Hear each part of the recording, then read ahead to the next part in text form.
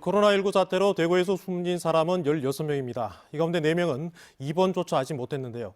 첫 환자가 나온 지난달 18일 이후 2주가 지나도록 병상과 의료 인력을 필요한 만큼 확보하지 못하고 허둥댔다는 비난이 일고 있습니다.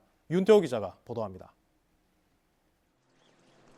대구시 수성구 한 빌라에 살던 77살 여성이 발열 증세를 보인 건 지난달 25일. 증세가 악화돼 사흘 뒤 수성구 보건소에서 검사를 받았고 다음 날 코로나19 양성 판정이 나왔습니다. 비록 양성 판정을 받았지만 병실을 기다리는 길고 긴 대기줄 때문에 입원조차 못 해보고 집에서 숨졌습니다. 환자는 숨지기 전 호흡 곤란 증세를 느껴 병원에 입원하기를 원했지만 수성구 보건소는 검체 검사 후 자가 격리하라고 했고 이튿날 끝내 숨졌습니다.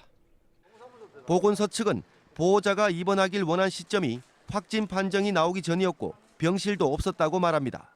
근데 요즘 병실도 없는 상황이고 해서 지금 거의 이제 그 검사했는 상황이고 아직 확진 판정도 못 받았기 때문에 조금 어려운 상황이죠.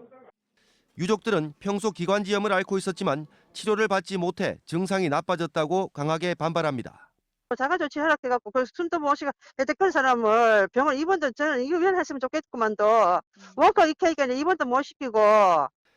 대구에서 코로나19 확진 판정을 받고 숨진 사람은 16명. 이 가운데 병원에 입원조차 하지 못하고 숨진 사람은 4명이나 됩니다. 자가격리 환자가 크게 늘면서 진짜 위중한 환자를 가려내지 못하기 때문에 생기는 참사입니다. 지난달 26일 300여 명에 불과하던 자가격리자가 불과 닷새 만에 6배 이상 늘어 1,900여 명에 달합니다.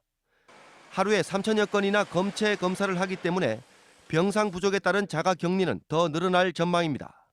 그렇기 때문에 이거는 시간과의 싸움이라고 말씀을 드렸던 것이고요. 시설뿐만 아니라 의료 인력들의 확보가 중요하다. 안 되면은 좀 동원령이라도 내려야 된다.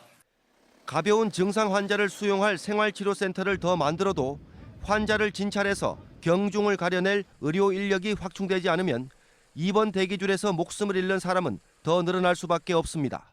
MBC 뉴스 윤태호입니다.